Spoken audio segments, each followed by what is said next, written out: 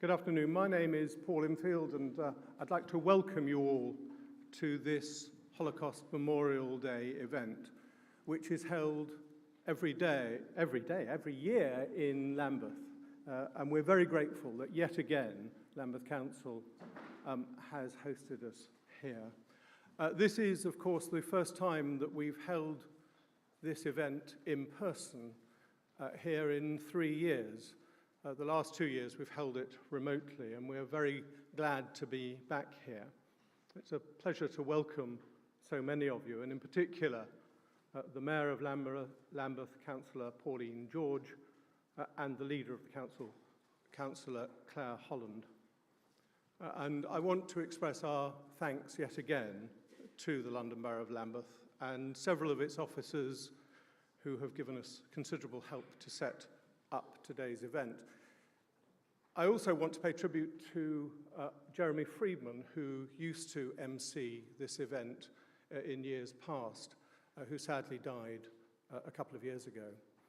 He did this event and took a great part in the organisation of this event for many years, and we miss him greatly. Holocaust Memorial Day, which, as many of you will know, falls next Friday, the 27th of January, is the anniversary of the liberation of Auschwitz, and that's why it's on that day.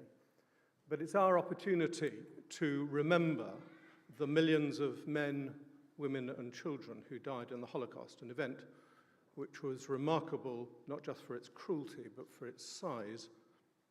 Sadly, there have been a number of genocidal events since the Holocaust ended in 1945.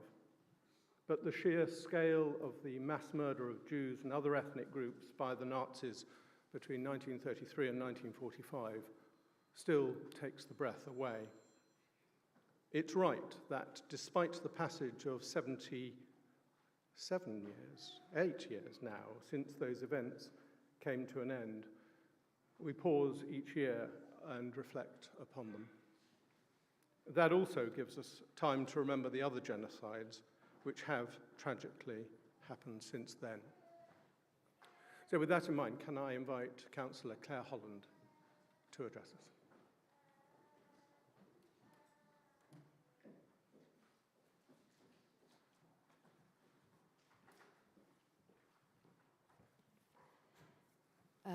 Thank you, everybody. Thank you, Paul. Thank you for being here today at Lambeth Town Hall in Brixton, in the heart of Lambeth, to mark Holocaust Memorial Day. And as Paul said, we haven't been able to meet in person for a few years, so it's really good to be able to meet today in person here at the heart of Lambeth. Today's event is also being live streamed, so people can access it from their homes. So to Rabbi Nathan, to all our friends, to visitors, to Paul, welcome here to Lambeth Town Hall. Our keynote speaker today is Joan Salter, MBE, who is herself a survivor of the Holocaust. And I know the importance that Joan places on sharing and educating others about her experience. And so we are humbled and privileged to have her with us today to do just that. Thank you, Joan, for coming to Lambeth and for your continued advocacy for refugees and migrants and against the dehumanizing language that is all too often perpetrated against them. We also look forward to musical performances and readings from Lambeth school children. Thank you for coming, and thank you to your teachers and parents for accompanying you today. The theme of Holocaust Memorial Day this year is ordinary people.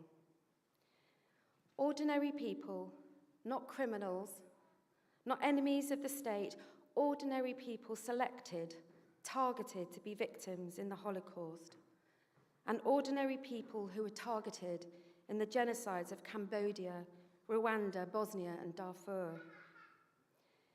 And it was ordinary people who made the choice to perpetrate these horrific crimes, ordinary people who chose to stand by silently and ignore what was going on around them. But this is also the story of ordinary people who did extraordinary things. The ordinary people who chose to resist and help others, people who took great risks to save the lives of others, many of whom were strangers to them. And it is that hope that sustains us and reminds us of our humanity and inspires us to choose to be extraordinary when the moment calls. And it is ordinary people in Lambeth and across London and across the country who today open up their homes to refugees from Putin's war in Ukraine, who welcome sanctuary seekers from Afghanistan, Syria, Iraq, Sudan, and elsewhere from around the world. Our borough has a proud history of welcoming refugees and helping them to make their home here. We recognise that our strength comes from our diversity and our belief that we are stronger together as one community. We are proud that as a community we have committed to supporting sanctuary seekers who are fleeing violence and persecution. It speaks to who we are as a borough. And in December, Lambeth was awarded Borough of Sanctuary status, recognising this commitment to being a place which welcomes and values the contributions of all who seek sanctuary. And today, as we come together to mark Holocaust Memorial Day, as we remember the victims and survivors of the Holocaust, we reflect on how ordinary people perpetrated genocide upon millions of people just like them. Each ordinary but equally precious life extinguished by acts of extraordinary evil. And as we reflect upon those who enabled it to happen, those who stood silently by, we also take the opportunity to recommit ourselves to creating a world where these crimes can never be allowed to happen again. We all, every single one of us here, ordinary people, have our part to play in this. And when the moment calls us, we have a choice. We can choose to be silent, or we can choose to be extraordinary.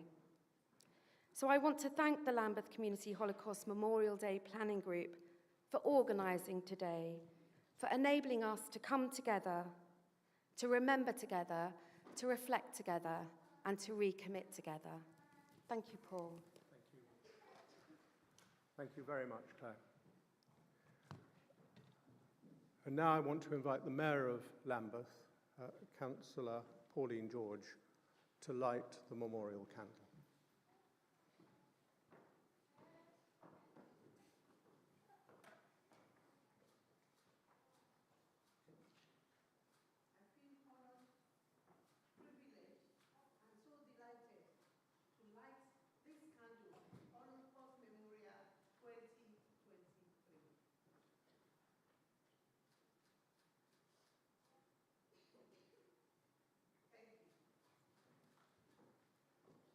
Thank you very much. We've been very grateful over the years for the support of a number of schools, and several of them are here today, pupils from those schools. And the first of those is Dunraven School. Two pupils from that school are going to read us poems now. First, Alec O'Sullivan is going to read a poem called Monument by Władysław Schlegel, and then Jacob Dilley is going to, Alec is going to read us a poem called The Creed of a Holocaust Survivor by Alexander Kimmel, and then Jacob Dilley is going to read us Monument by Władysław Schlegel.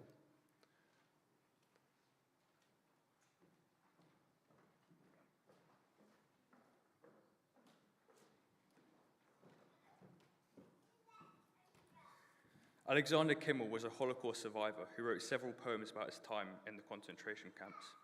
He was born in western Ukraine in 1939. 7,200 Jews from the ghetto he was placed into were gassed or shot. He ran away from the ghetto and lived in the surrounding forests until the ghetto was liquidated. This is a poem he wrote called The Creed of a Holocaust Survivor.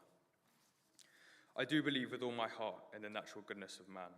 Despite the blood and destruction brought by one man trying to be God, in the goodness of man, I do believe. I do believe with all my heart that God gave man the blessing and the curse. Man can select the curse of envy, hatred, and prejudices, or the blessing of love, harmony, and beauty. Despite the painful curses of the past, the blessing of the Creator, I do believe. I do believe with all my heart that God created a beautiful world. The sun and the trees, the flowers and the bees, and the best way to serve God is to enjoy the fruits of his labor of love. Despite the painful memories from the past and the joyful celebration of life, I do believe.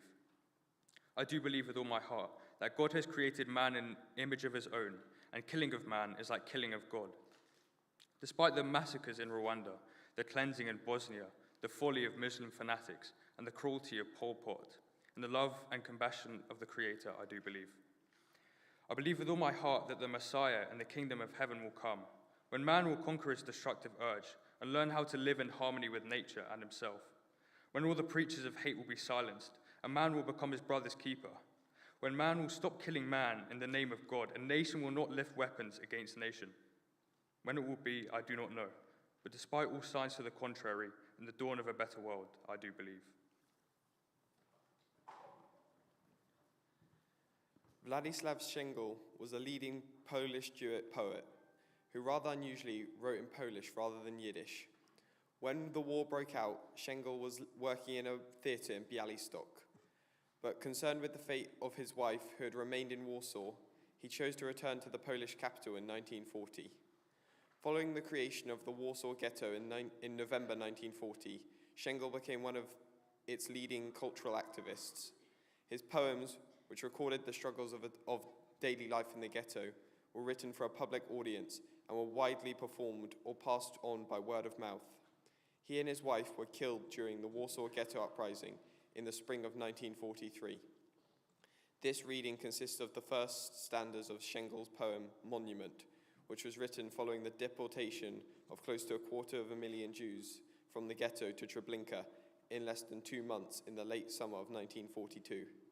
The poem's contrast of honours bestowed on fallen heroes and the overlooked fate of an apparently unremarkable Jewish mother serves on to encourage us to remember the humanity of those millions of ordinary people who fell victim to the Holocaust. For heroes, poems, rhapsodies. For heroes, the homage of posterity, their names engraved on plinths and a monument of marble. For valiant soldiers, medals. For soldiers, deaths, a cross. Conjure the glory and suffering into steel, granite, and bronze. Legends will remain after the great that they were colossal. The myth will congeal and become the monument. But who will tell you, future generations, not about bronze or mythic themes, but that they took her, killed her, and that she is no more? Was she good? Not really. She often quarreled after all, slammed the door, scolded, but she was. Pretty, she never was pretty, even before her hair silvered. Wise, well, quite ordinary, not stupid, but she was. Understand, she was. And now when she is not, every corner here has evil eyes and immediately sees that she is no more. Thank you.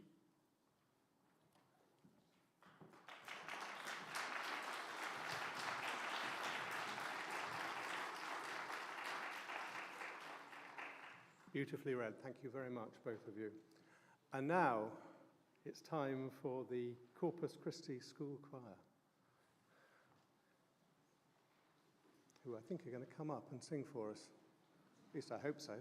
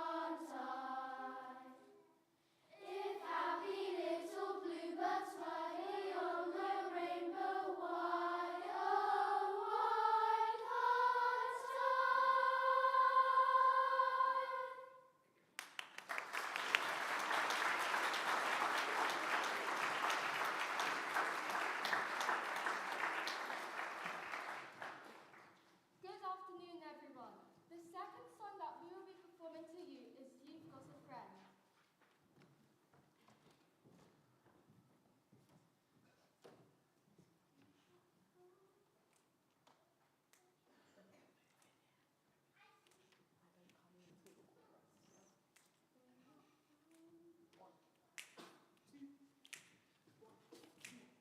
When you're down and troubled and you need some loving care, and nothing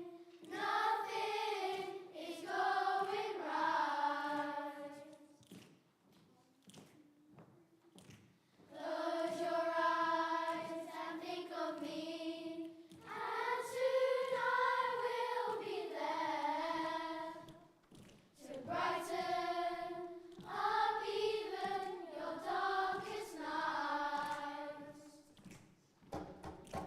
You just call out my name, and you know wherever I am, I'll come running, yeah, to see you again.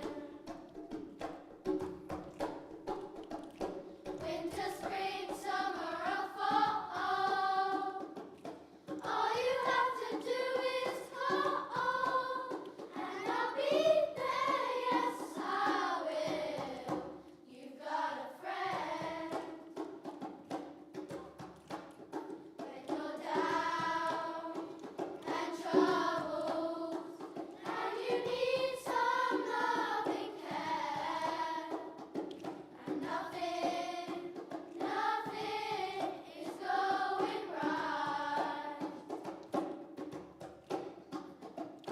Close your eyes and think of me, and soon I will be there to brighten up even your darkest nights.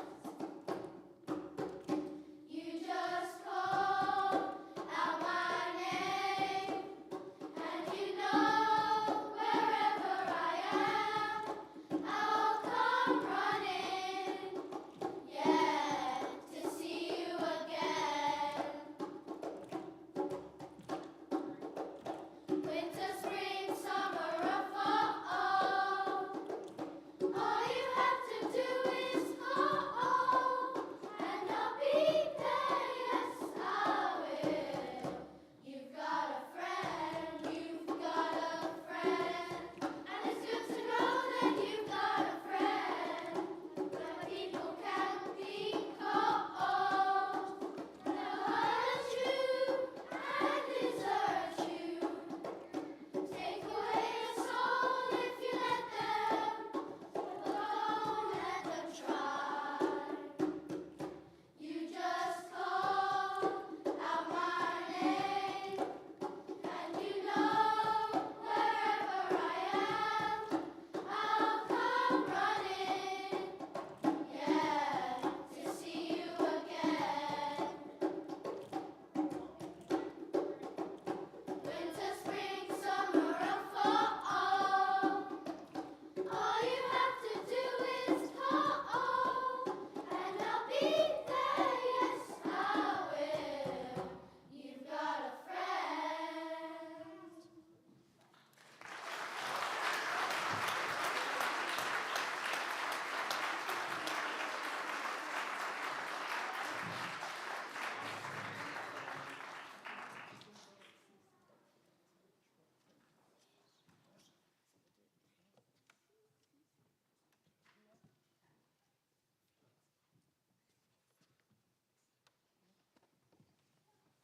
Just want to say thank you so much for having Corpus Christi Choir.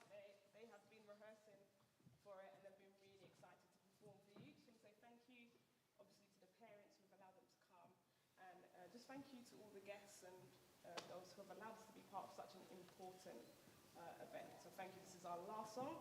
It is a song just to cheer you up. It is from South Africa and it's a CCCC Dollar.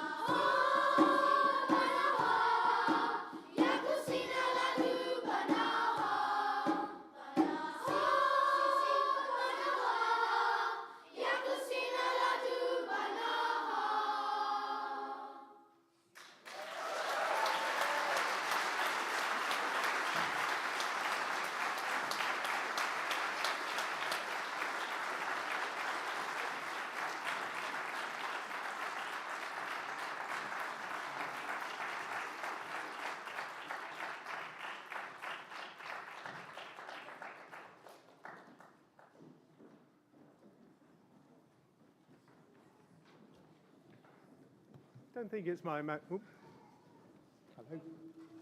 I don't think it's my imagination. It seems to me that the Corpus Christi Choir get better every time I hear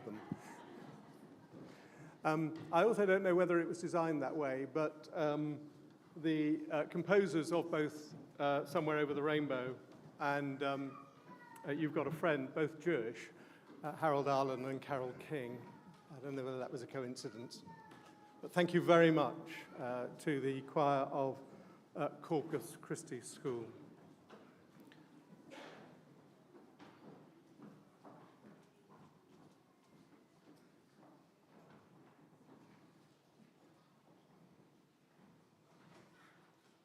And now to our speaker.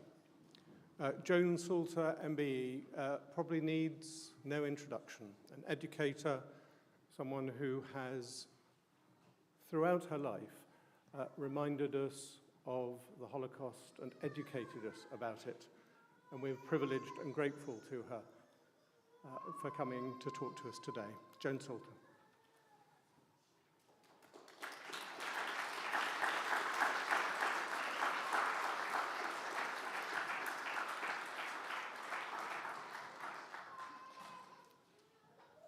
Thank you so much for so many people coming today, and especially to the Lambeth community and the HMD planning group, the leader of the Lambeth Council and the mayor of Lambeth Council, all for their wonderful way of speaking.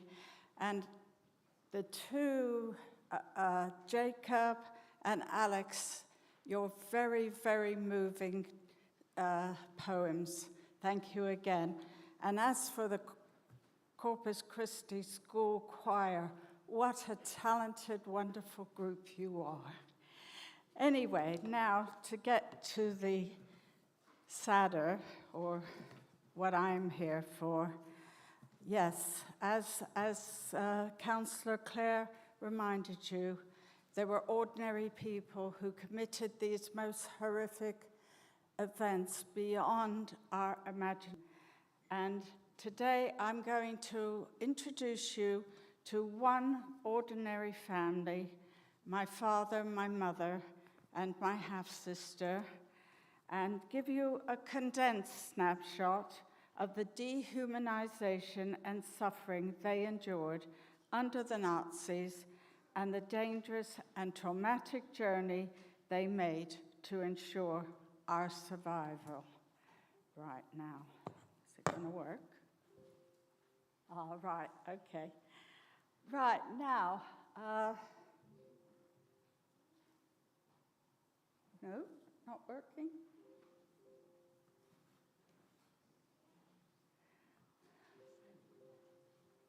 Yeah. Am I pointing the wrong end, maybe? Oh, I think I'm pointing the wrong end. No. Sorry about that. I'm hoping to bring up a map, but it doesn't seem to be... Ah, right. Did I skip the map? Yeah, okay. Right, now, I'm to get over who my family were, I am briefly introducing you to the map of their journey before as well as during the Holocaust. Now, the green map is my father's map. He came from Krakow, which is a large town he came from Tarnów, which is a large town near Krakow in Poland. And as a young man, he went to Western Europe in the late 1920s. My mother's is the red map. She came from Warsaw. And she, as a young woman, actually was married to originally a French Jew, and she settled in Paris. And very sadly, she was a widow with a young child when she met my father in the 1930s, and they married in 1938. And sadly, as someone has reminded us, by November 1940, their hometowns were under siege, and ghettos had been set up.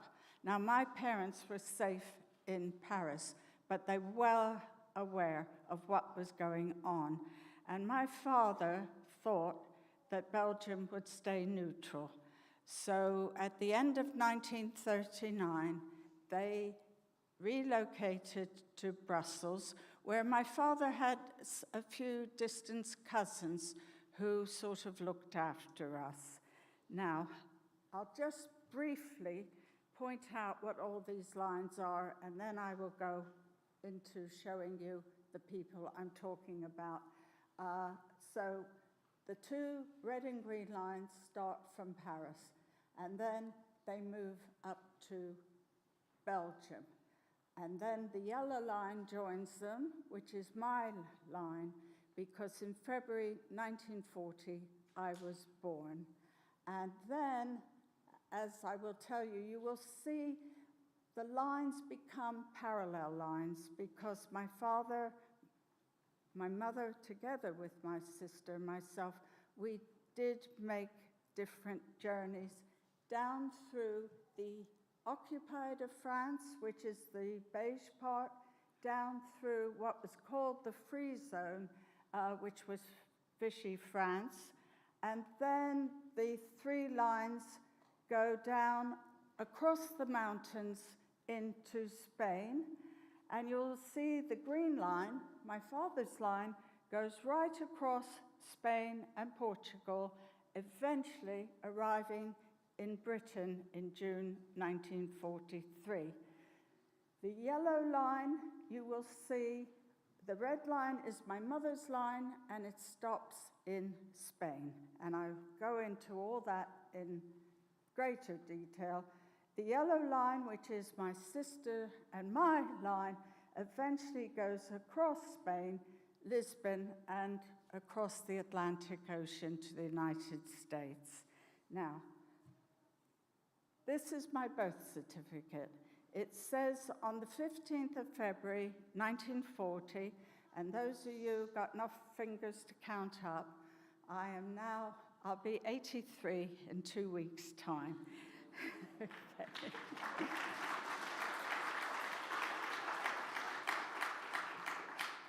Okay, so I was 3 months old when in May 1940, the Nazis occupied what are known as the Lowlands, the Netherlands, Luxembourg, and Belgium, and then went into France. And in France, there was a short period when negotiations for an armistice were set up, and it was not until June 1940 that France was divided. The top part, beige, was actually occupied and under the Nazis' control. The southern part, the green part, Vichy, was technically unoccupied. But the reality is that the Vichy government, which was the independent French, they were not only a collaborative government, but they actively were proactive in rounding up the Jews, because the Gestapo, the section of the Nazis that were involved in all those crimes, Dannecker, who was their leader in France, had fewer than 5,000 men for a very big country. And they could not have done what they did without the active cooperation of the Vichy government, and in particular, the Vichy police under the chief of police, René Bousquet. So, you know, a lot of ordinary people were capable of doing terrible things. Now, I'm going to go back a bit. Initially, when the Nazis occupied these countries, they were targeting the foreign Jews. That was mainly the Polish Jews. And my father was taken very early on after the occupation, initially held in an ordinary prison, until sometime at the end of 1940, he was put on a train. And it's very interesting because the first 10 trains that went from France and those countries actually were ordinary passenger trains. And when my father was on the train, they were guarded by only 2 young German soldiers, and my father managed to jump from the train and make his way back to Paris. And he went into hiding in an apartment in France that was rented by a cousin of his. Now, we remained in Belgium for a little while. My father did write to my mother, and she knew where he was, but at that time they were not targeting women and children, and it was realized that soon they would find my father, and if we were together, it would put us all in danger. My mother was given permission by the police. The police in all these countries acted still in charge of the civil activities. So they gave my mother permission to travel with my sister and myself to Paris, but we did not go into hiding with my father. Instead, we actually stayed with some of my mother's sisters. And I'm going to start showing you some of the photos. These are my mother's parents, my maternal grandparents. They were traditional Jews, but not the ultra-Orthodox Jews that very often people imagine the victims of the Holocaust were. They lived in an apartment in Warsaw. My grandfather had an office job in the city. My grandmother ran a little dressmaking business from home. And they remained in Poland, of course, when my mother moved over, although several of my mother's sisters did actually live in France. Now, this lady here is my mother. This picture was taken sometime in the 1930s, and if you look at her, you will see an ordinary woman, perhaps quite chic and well-dressed, very integrated into the French way of life. And at the end of my talk, I'm going to show you a photo of what she looks like 10 years later. That young man next to my mother is the youngest of her 7 siblings and his wife, and he was a pediatrician in Warsaw. And so if you look at these people, look at their faces, if they sat down next to you in the bus, would you think they were any different to your neighbors? Okay? That is my father at a cafe in Paris again in the 1930s. These are 2 of my aunts and cousins, and we were living with them, but the fact I don't know their names is part of the trauma of the Holocaust. My mother, after the war, was unable to speak of them, and I never asked. Now, one thing that is interesting is you probably have heard how the Jews had to wear a yellow star. And if you look at this photo of my cousin over there, that is the yellow star on her jacket.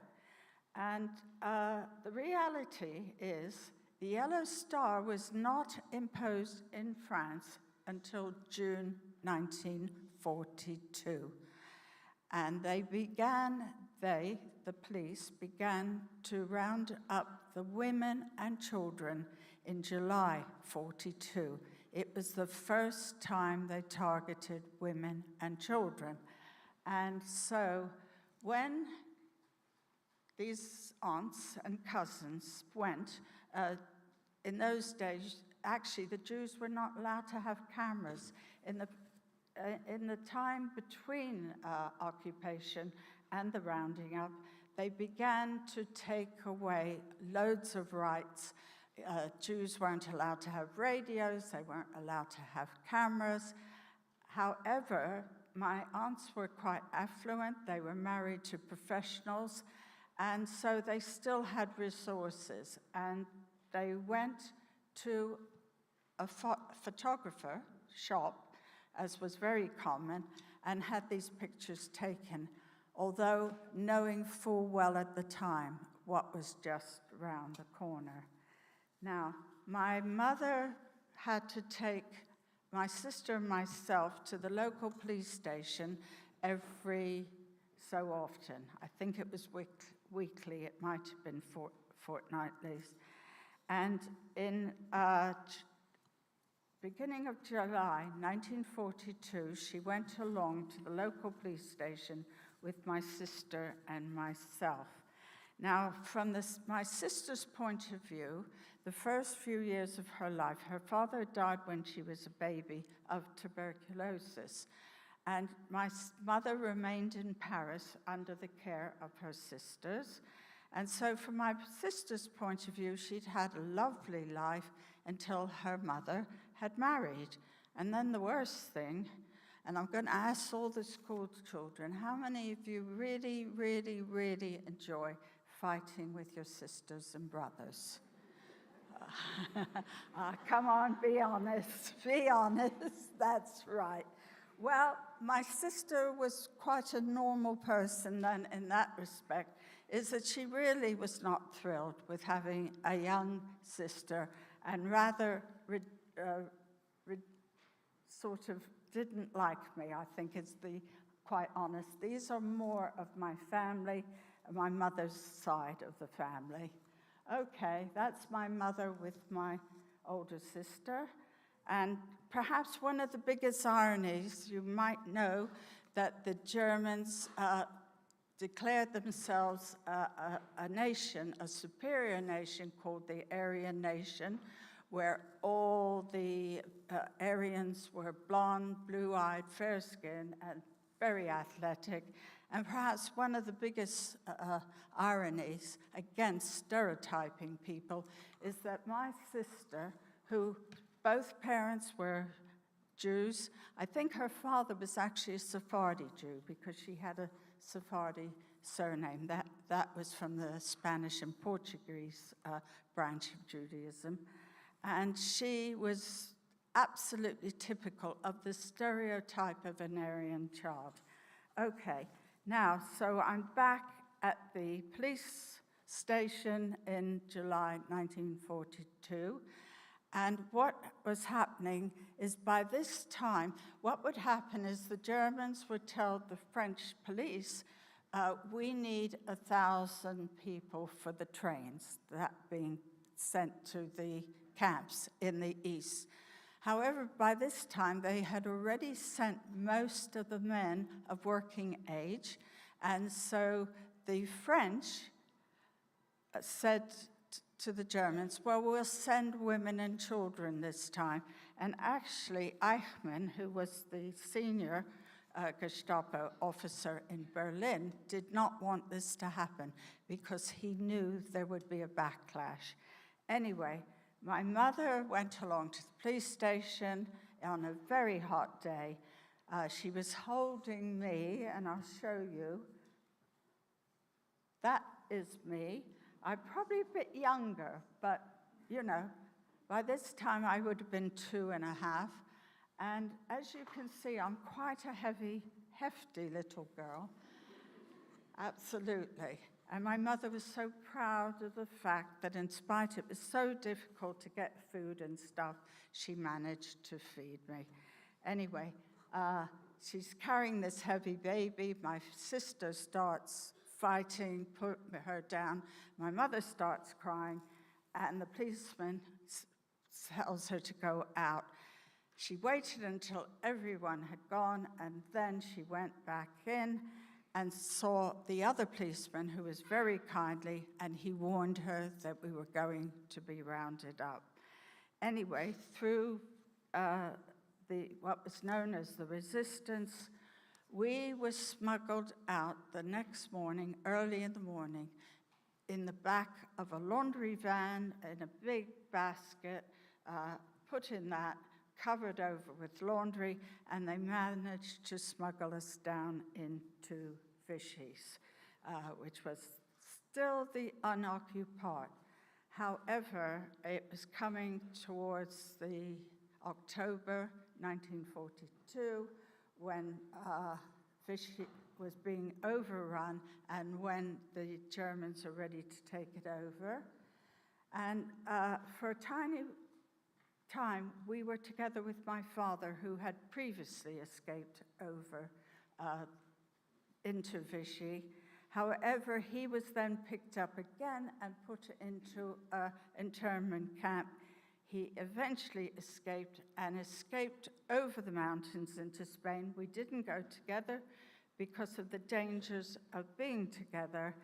And he was advised by the Quakers, who were the relief organization, that as he was a Pole, if he could get to Lisbon, he might be able to join the Polish Free Forces, which he did. And I haven't got time into it all, but it wasn't that easy. He had to get papers from the Polish embassy, and by complete miracle, the officer in the Polish embassy was actually from his hometown and was a friend of his brother and gave it to him.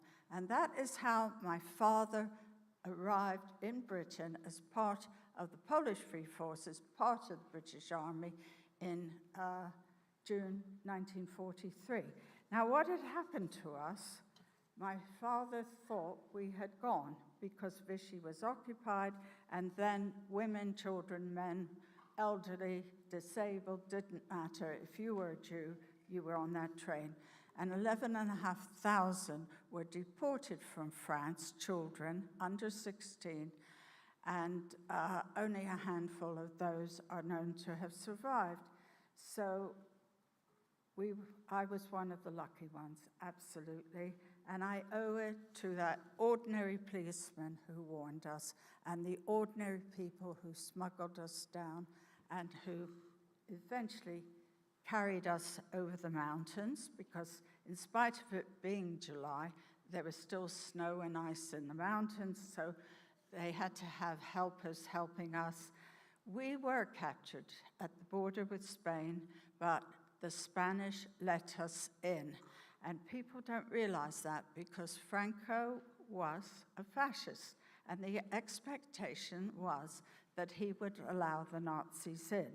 Anyway, we were captured, and when the children were rounded up originally in Paris, the Vichy government, because they were worried, because actually a lot of people, including priests and nuns in the convents and ordinary people, actually marched in the streets against the rounding up of the children. And the Vichy government momentarily offered safe passage to any country who would take them. And the United Kingdom refused. And I'm not just saying that. I have sat and read the archives of the Foreign and Commonwealth Office and of the Prime Minister of the time, Anthony Eden, and they didn't want to take us. So eventually the Americans sent a relief ship, but it was only for children of 16 and under. And my mother gave us up in the expectations that Spain would fall, and I don't remember my mother giving me up. I was barely 3 years old at the time. With bureaucracy, it actually took until June 1943. That's the house in Lisbon where the Red Cross looked after us. My sister and I finally were taken on a ship called the Serpa Pinta. And very interesting, our ship was stopped by a German submarine and in the middle of the Atlantic. And it's one of the few snapshots I have of the journey, although I didn't have the context of what that was.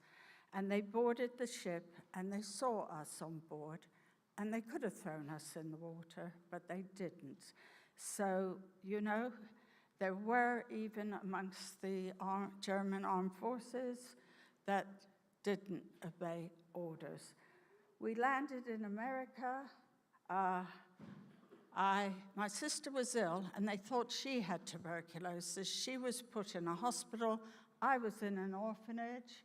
And sorry, this is some of the documents, but I haven't got time to go through them. But this is interesting. This was the manifest of the ship. The third named down is Lillian Malaga, which is my sister. And the fourth one is Fanny Zimmerbaum. And these were all the entry requirements. Did we speak? Could we read? But I think what is very interesting is right up the top, there is something that says race. And underneath it all, we were Hebrews. So, excuse me, dear Whoopi Goldberg, who says the Holocaust was not a racial thing. It was a racial thing, and even America had a racial policy in the 1940s. Now, okay, so I'm in America for 4 years. My language was changed, my name was changed, my culture was changed, my past was wiped out. In 1947, I came home to be told that my parents had survived the war, and they lived in England, and I was put on a plane and reunited with these traumatized people I had no memory of.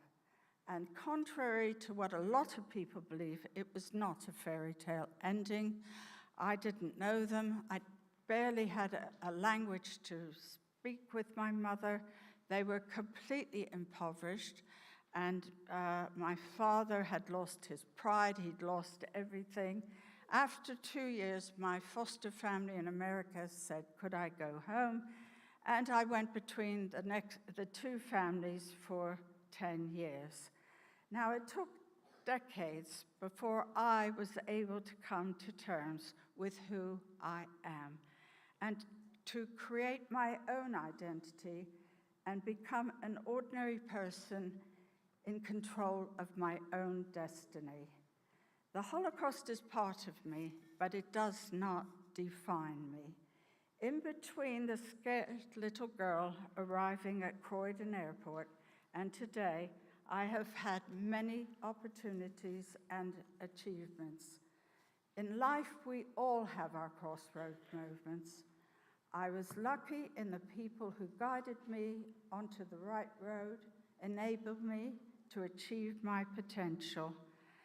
In 1949, I was granted British nationality. Up until then, I was registered as a displaced person with only temporary permission to remain here.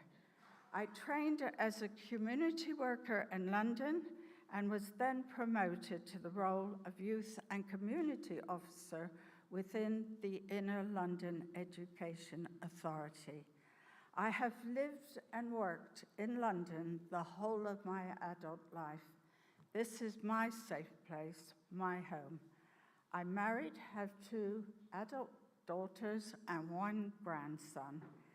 Aged 39, I graduated from the London School of Economics with a Bachelor of Science honours. It was not until the 80s interest in Holocaust developed in the UK. I began to retrace my own history via many archives in the USA, France, Spain, and Portugal, and the UK, including the Foreign and Commonwealth Office archives. To me, evidence is a vital part of my testimony. I began to speak about my history in the 1980s. Over the next 20 years, I spoke to schools, universities, and organizations all over the UK, as well as within the US and various countries in Europe, including Poland, and at a NATO base in Germany.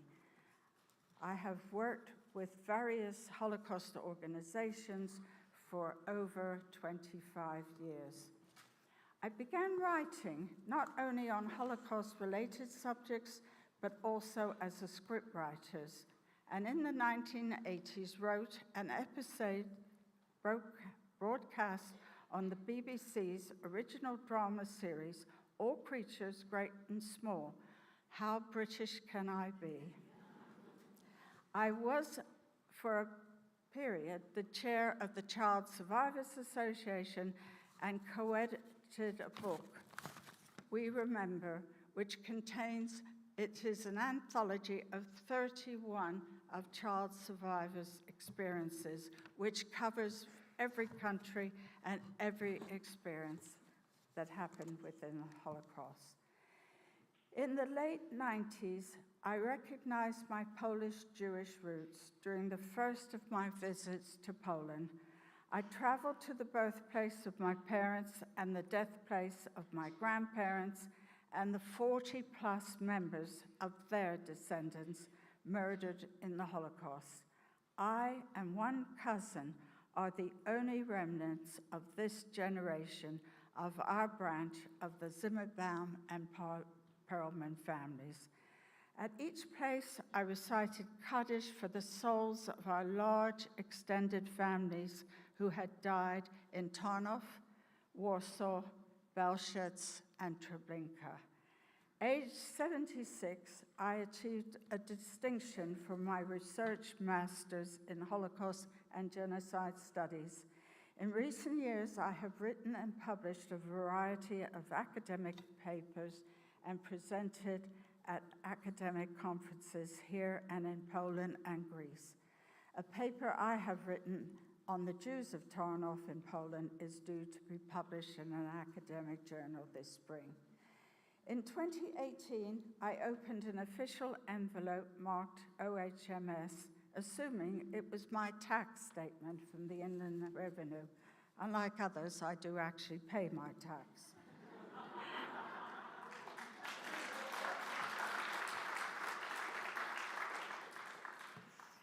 The words, "You have been nominated for an MBE for services for Holocaust education," hit me through the eyes.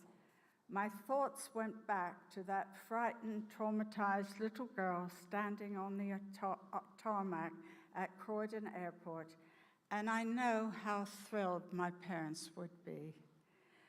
My MBE was presented by the now King Charles III.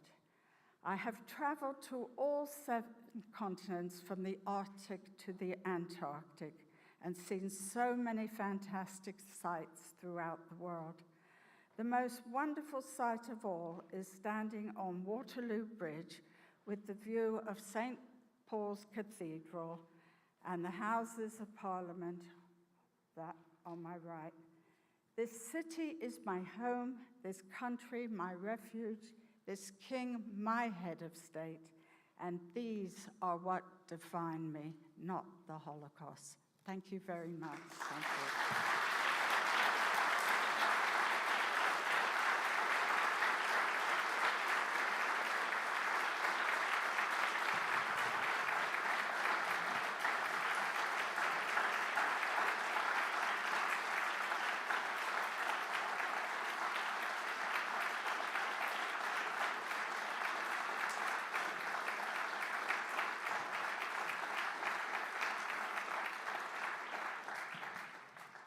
Well, I said it in introducing her that it was a privilege to have Joan with us.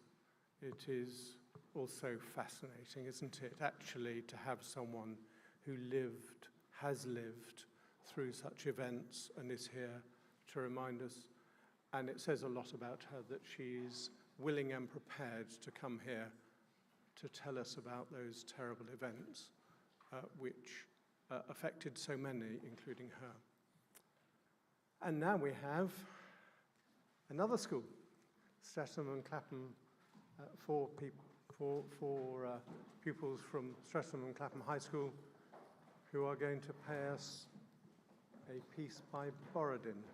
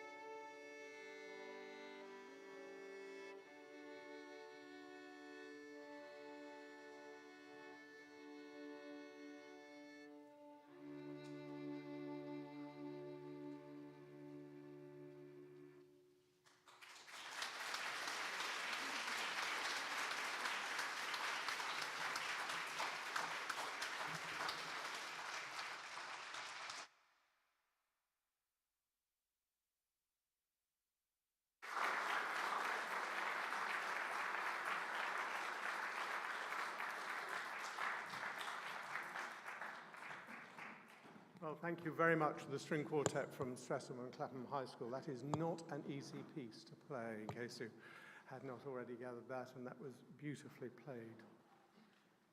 I want to thank everyone who's taken part this afternoon, and to all of you for coming, and most to Lambeth, to its mayor and leader of the council, for allowing us to be here and for being with us today. So can I close with some words from Hannah Senesh? Hannah was a Jewish woman who joined the SOE, was parachuted into Hungary, captured and executed. She was also a poet, and she wrote these words before her death. There are stars whose light reaches the earth only after they themselves have disintegrated and are no more. And there are people whose scintillating memories light the world after they have passed from it. These lights, which shine in the darkest night, are those which illumine for us the path. Thank you for joining us today. We hope to see you back next year here in Lambeth Town Hall. Good afternoon.